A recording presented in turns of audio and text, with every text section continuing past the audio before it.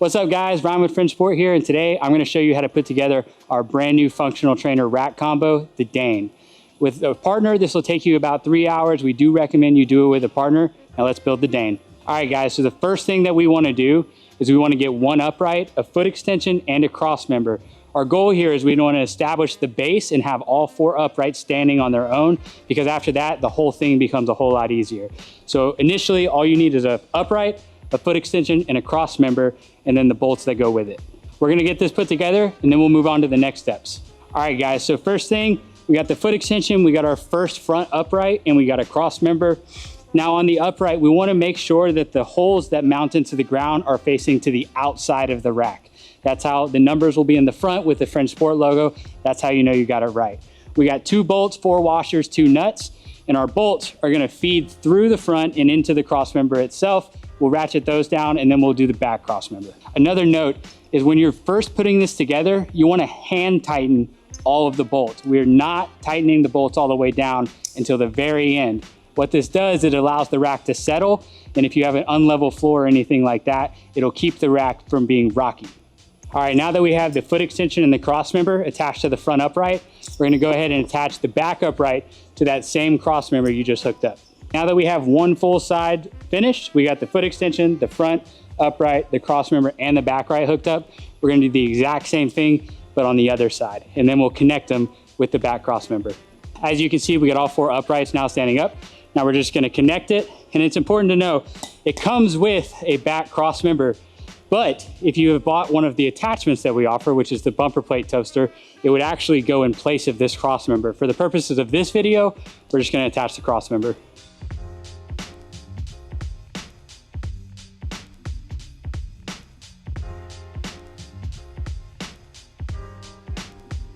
All right guys, next up we got our trolley arms that move up and down the upright.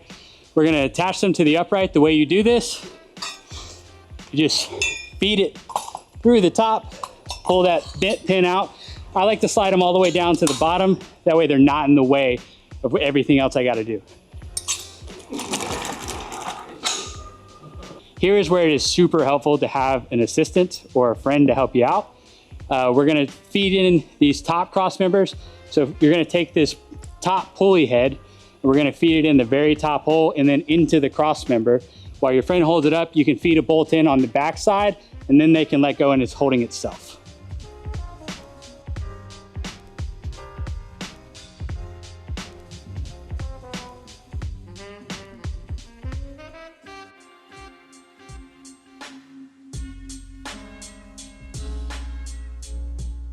All right guys, now that we have the side cross members mounted on the top and bottom, as well as this back cross member mounted, we're gonna hang the banner next. So the banner goes between the back uprights and the very top holes.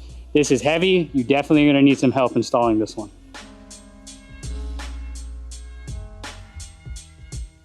Now, unlike these cross members at the top and bottom and back, the banner has 3 holes. All 3 holes are gonna be needed to make sure your rack is nice and secure. All right guys, next, this is gonna be a little bit different if you were just setting up your straight pull-up bar. We do offer a multi-grip pull-up bar that's extra cost on this one, which is what we're gonna show you how to set up. If you're just setting up the normal pull-up bar, it just goes right across the front uprights, top hole, and then 3rd hole down, and that's all there is to it. If you're setting up the multi-grip pull-up bar, you're actually gonna wanna attach the pulley covers first, and then the multi-grip pull-up bar on top of that. So these are the covers I was referring to. The big thing here is we want to make sure the pointy end is facing towards the front all the way to where it lines up with the head pulleys that we attached earlier.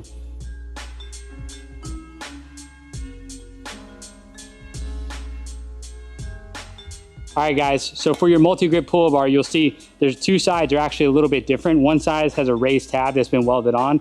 The other side is flat. The side with the raised tab goes in the back. The side that's flat goes in the front and lines up with this front tab of the pulley cover. So the bolt that you use in the front side of this pulley cover is the same bolt that goes through the front flat hole of the multi-grip pull bar.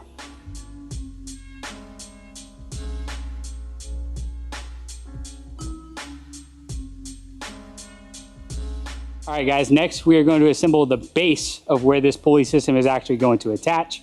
So we got the bottom pulley wheel as well as the pulley rope anchor. Now on the wheel, you'll see it is slightly off center. You want it to be more towards the front than the back. So on the pulley wheel, that goes in front on the first holes, then the anchor goes directly behind it on the next two holes.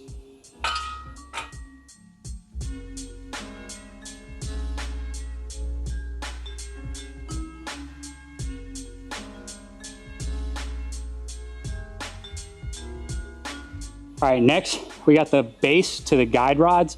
So these are gonna go in the same spot that you put the other two attachments, but you're gonna take a one hole gap, and we're going off of the side holes, not the top holes. So a one hole gap, and we're gonna bolt these in. All right guys, next we're gonna mount the top base for the guide rods. So these need to line up with the base that you just attached on the bottom. The best way to make sure that these are lined up is to count the holes on the top cross member and the bottom cross member for where exactly you mounted this. And if you have the same number of holes between the back and where you're mounting, then you got it right.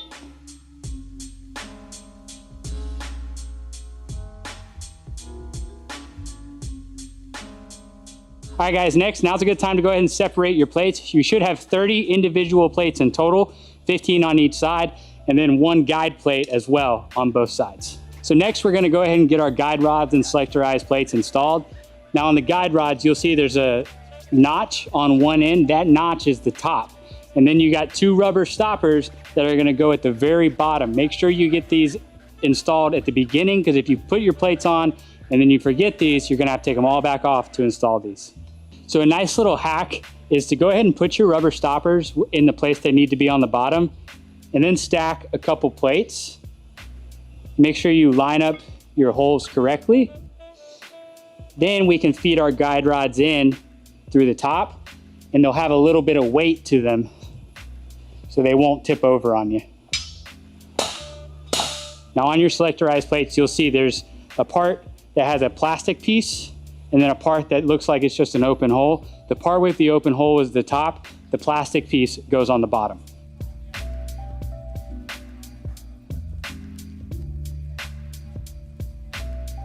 All right guys, once you got all 15 plates stacked on your guide rods, you're gonna take your guide plate, feed it in through the top, and feed the rod through the center.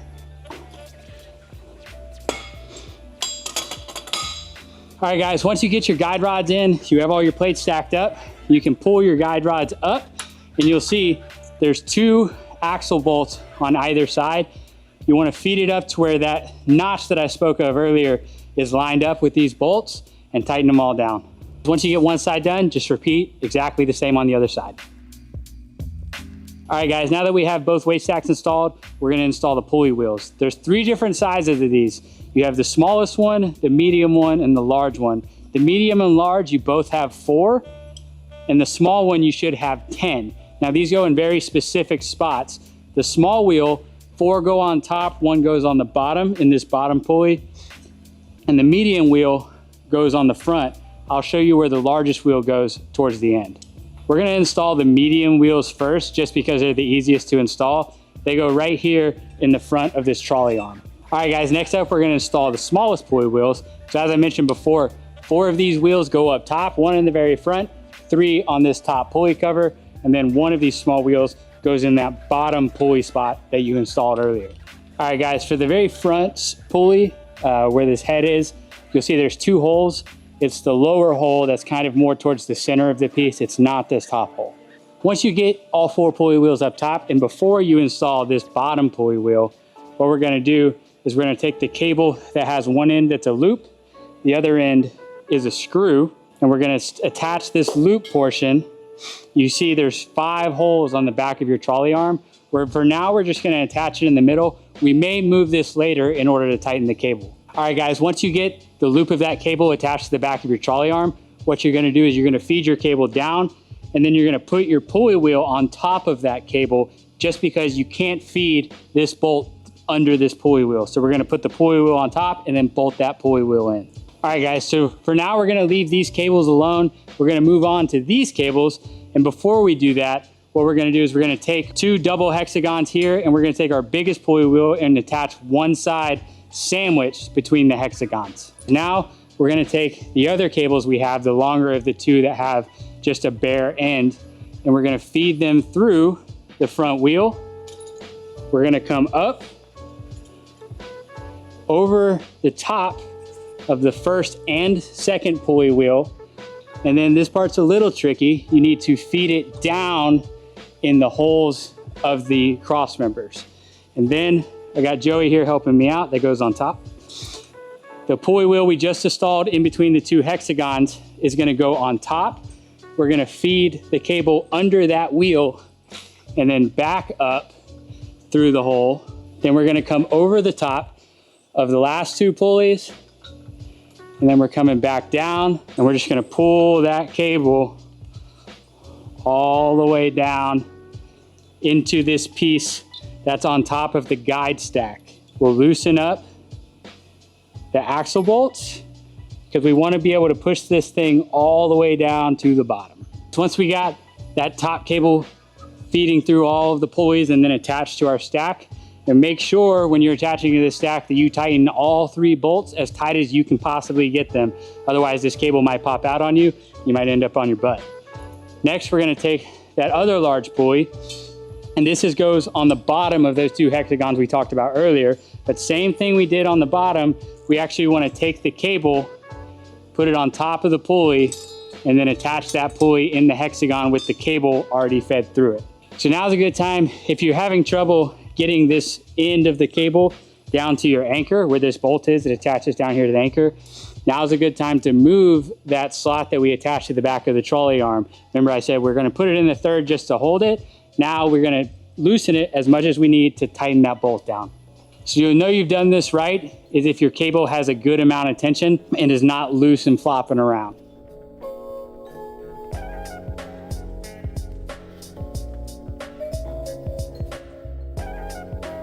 All right, guys, once you got your cables fed through and tightened down, you're done. That is the basic install. All you have left to do is go through, tighten the rest of your bolts, and you're good to go to use the rack. Now, if you bought some separate attachments, there will be a couple extra steps that you take at the very end. We'll walk you through those real quick. If you ever have any sort of questions, feel free to reach out to us and we'll walk you through step by step. So one of the many attachments that we have for this thing is a pegboard. It comes with 6 hooks that you can hang any sort of attachments like the D handles, flat pull down bar, anything like that. The best practice for one of these is just to install it at the very top, right under the banner.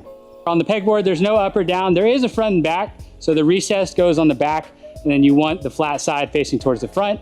Now we're gonna show you how to install the dumbbell shelf. It's super simple, it's just 2 bolts on each side. Now when it comes to the dumbbell shelf and the med ball shelf, where you install these is completely personal preference. If you want it lower on the rack, you feel free to do that. We're gonna install it just below the pegboard up high so we can put our med ball rack underneath that. Another thing about the shelf, as well as the med ball rack and the bumper plate rack, there's gonna be 2 sets of holes. Each are gonna line up with a top and bottom. You are not using both of these. So if you would like your shelf to come into the rack, you'll use the back holes. And if you want your shelf to come out of the back and be more centered with the upright, you'll use the middle holes. So next we're gonna install the med ball shelf. It's the exact same installation, 2 holes, front and back. If you wanted to come out the back, you use the middle holes. If you wanted to come more into your rack, you use the back holes. The only difference between this and the dumbbell shelf is depending on what other attachments that you have attached, you want to make sure that you have enough space to actually fit your med balls on this rack without bumping into the other things that you have attached.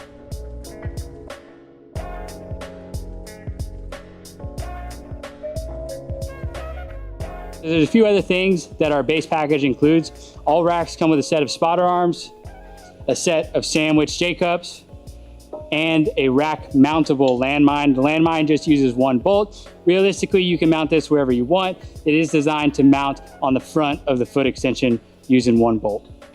All right, guys, once you get your spotter arms, your J-cups, and your landmine attached, you are good to go. This rack is fully functional.